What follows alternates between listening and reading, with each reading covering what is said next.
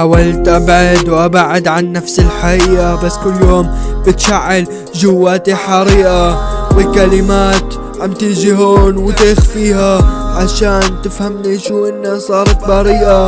وكلامي ضيعني وانا بس ضيع وين ما بعرف، بس كل شي معي عم بمشي عكس السير، ما فهمان شو عم بصير، كل شي معي بس مدمر تدمير. باي باي باي لكل ضرب بحياتنا من ولا يكفاي، هاي هاي لكل ضرب من ولا يكفاي، ما بدي ارفع معي سلامي عشان ما يدمروا لي احلامي، فكروني بألف هاي الحكاية معناها من الله خلص كفاية. طلعوني من الوحدة عايش، فشافوا نفسيتي كيف صورة أنا فيها طايش،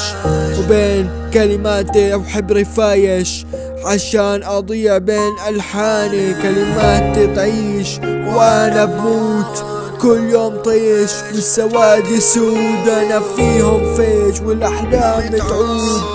إذا بحقق أو إذا فيها بموت. كل يوم بفتح الكتاب بلاقي نفس سيناريوهات وتفاهات غدر الأصحاب، شفت كيف ما رح أضيع إذا كان نفسي بس إلي هو المطيع،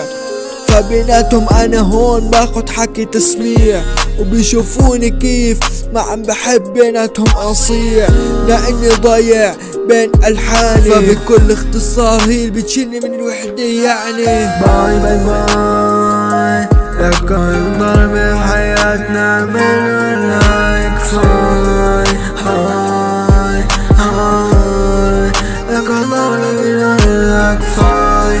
ما بدي ارفع معي سلامي عشان ما يدمروا لي احلامي، فكروني بألف هاي الحكاية معناها من الله خلص كفاية.